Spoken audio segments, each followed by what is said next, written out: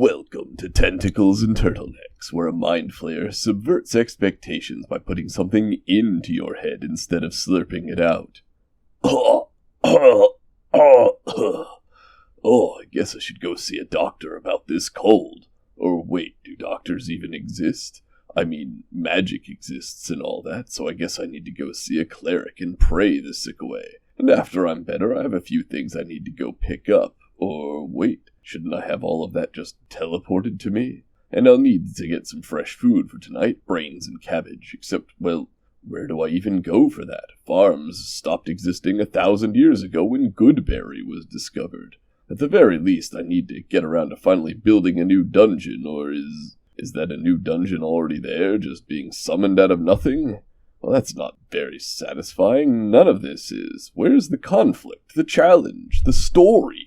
Where is today's topic? Oh, no spell for that one, eh? Good.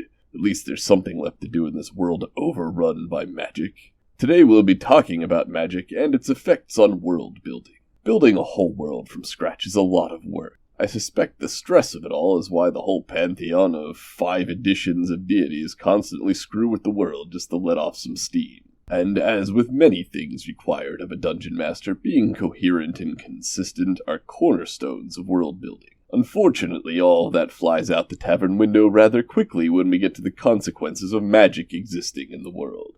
Magic, by its very nature, defies the laws of, well, nature. And the worlds we build are so often built on a foundation of the mundane we're so used to in our daily lives that when magic takes the stage, the whole show goes from a serious drama to a nonsensical farce. What I mean by that is that for many of us, imagining a world where the mundane even exists alongside the clearly superior solutions offered by magic just seems foolish.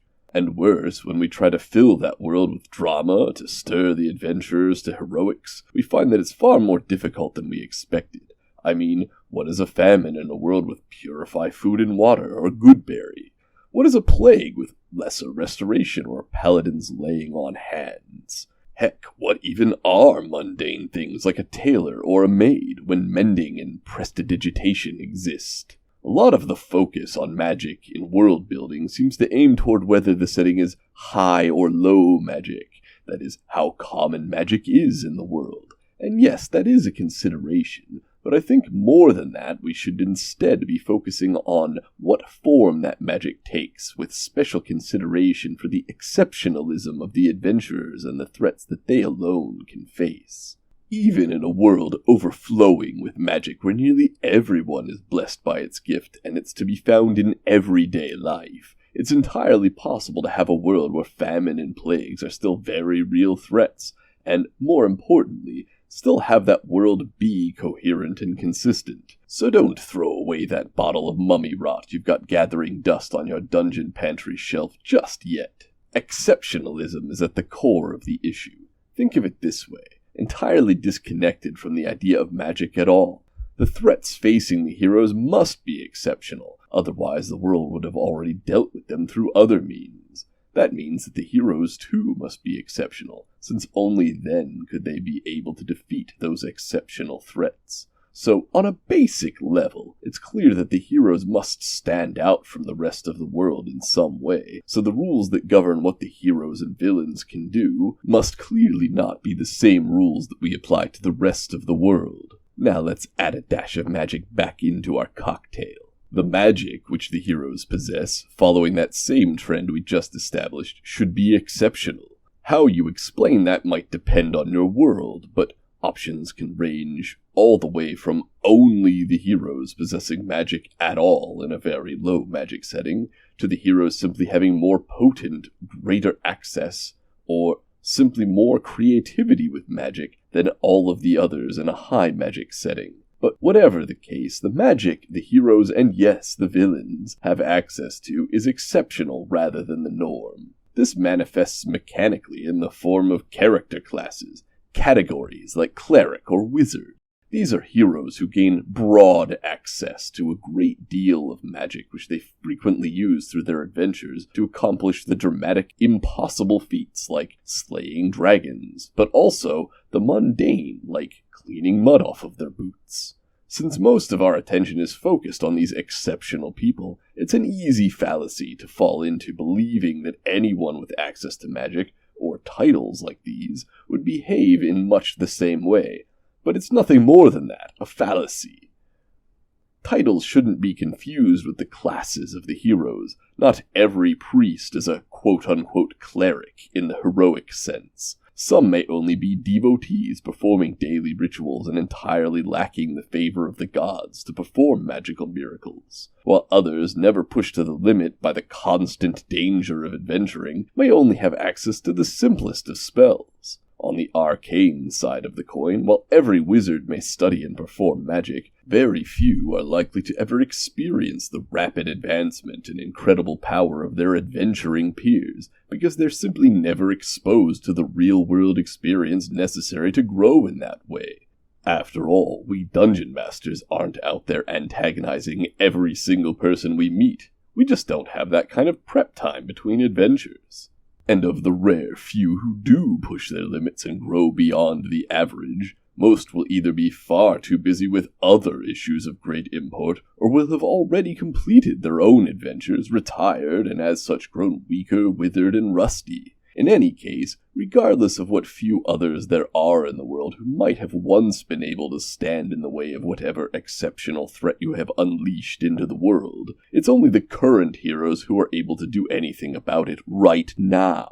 When we expand that to the whole world, it's plain to see how mundane but far-reaching problems like famine or plague can rapidly get out of hand. There are very few who could call themselves by the title of cleric or druid, and even fewer with any real magical power to do anything about these issues.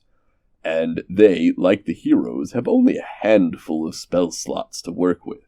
When tens of thousands grow ill with doom pox, the power to cure only a handful each day, and little to prevent reinfection, means very little. When an entire nation is starving, the power to feed a small village with magic berries hardly saves the hundreds of thousands more who also desperately need help. Even in a world where magic is commonplace to everyone, that says little of what magic is commonplace. The tailor shop on Main Street may be able to repair the tears in your pants with mending or clean stains from your dinner jacket with prestidigitation, but all that magic is little more than cantrip parlor tricks for a seasoned adventurer, and even that may be giving the common people too much magical credit. The widely applicable spells of the heroes, even at the cantrip level, may be far beyond what commoners in the world are capable of mustering, even in a high magic setting. That tailor may have specific spells just to repair torn thread, and not, say, repair a crack in a vase, the way mending can do both. A common cleric might wield magic which can purge the ills of the common cold, but not cast out any and all illness, like, say, the raging plague in the region, the way lesser restoration can. The magic of the heroes is exceptional, after all, and it does not have to be the same magic as the rest of the world. Even the greatest of spellcasters might be surprisingly limited.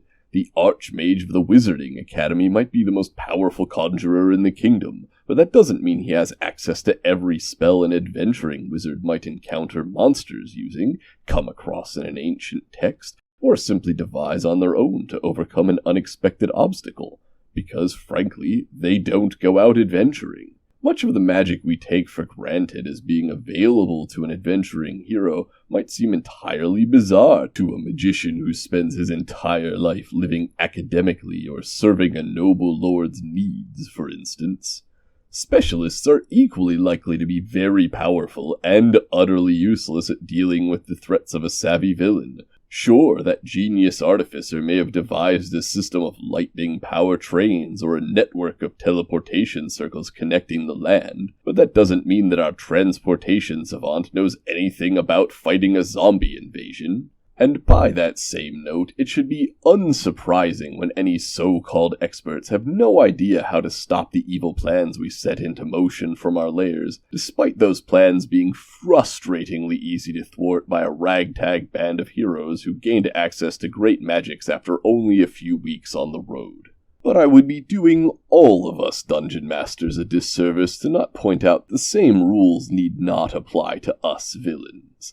The heroes may be exceptional in their own way, but we can also be exceptional in different ways. There's no reason our magic has to follow the same rules.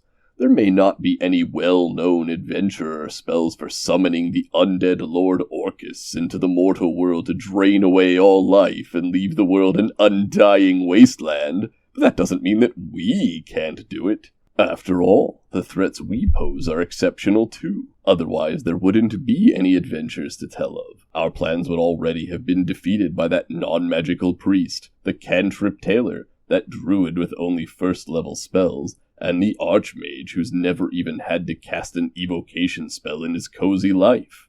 Actually, have all of them walk into a bar together and I've either got the start of a joke or my next group of heroic victims.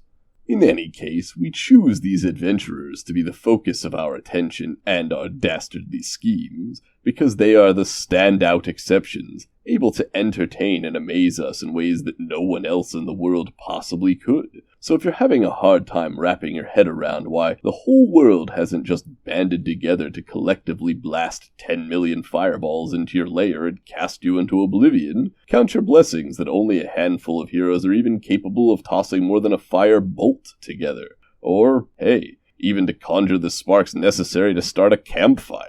And to be equally grateful that as the villains, we can basically do whatever we want, the rules be damned. Having said that, when creating the foundation of those non-player magics, such as the Tailor's thread-only repair spell, or that apocalyptic summoning of Orcus to the material plane, there are a few considerations to keep them grounded and comprehensible to the heroes. We may play by our own rules, but those rules need to be clear and consistent. First, be sure the magic serves a clear and specific purpose. If it's too nebulous, it's more likely to cause confusion and frustration than it is to serve as a whimsical distraction or important plot point. You want the heroes to be amused by the simple magics of that tailor enough to distract them, possibly while you buy time to plot their demise. You need them to understand how the Doomsday spell works, so they can go out and quest for whatever MacGuffin they need to stop it, right into your traps. Second, it needs to check all the boxes for the commonly asked details. Most commonly, that means being able to answer what school of magic it is, such as evocation or illusion, which can be readily determined with detect magic. But also expect questions about the spell's level, components, and duration for things like dispel magic, counterspell, or even silence. Be sure to note the distinction between being currently active as a spell or a lingering curse, since those will require different magic to deal with, dispel magic and remove curse respectively. And don't be held hostage by those types of spells in particular. If some specific magic is necessary to your plot, it's fine for it to be unaffected by a mere third-level spell.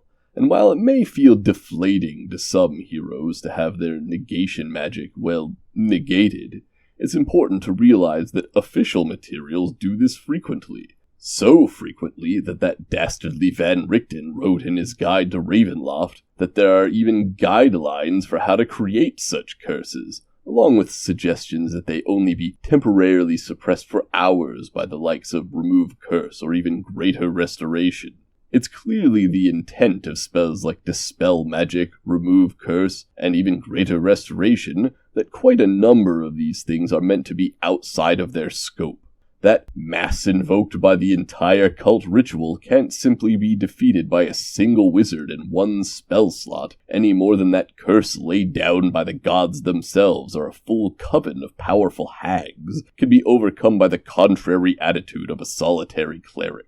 Because again, if these things were so easily thwarted, some nobody NPC would already have done it. Just like the magic of the heroes is exceptional, the magic they must overcome should be equally exceptional. Well, I hope this has helped with your world building. Building a world is a very important first step toward a villain's ambitions of destroying that world, after all. If you enjoyed this, leave a like with a tavern keep. And if you want to hear more of this Mind Flayer's ramblings, you can subscribe and turn on notifications. And I'm sure you will, because you, like the heroes, are exceptional like that. What's that, Tavern Keep? What do you mean I made a mistake? There is a spell to handle me talking to them like this? What the heck is a magic mouth? It sounds like something a con artist bard would name an auteuil they were trying to sell as a garbage disposal. Yes, I'm aware that I bought one for my dungeon. I hope those darn heroes who took it over are happy with the stench. You know what, Tavern Keep? If you're going to be eavesdropping on my chats like this, I'm going to need a new room. Oh, you're threatening to throw me in the cellar, are you? Wait, you have a cellar? How big is it? Like new dungeon big?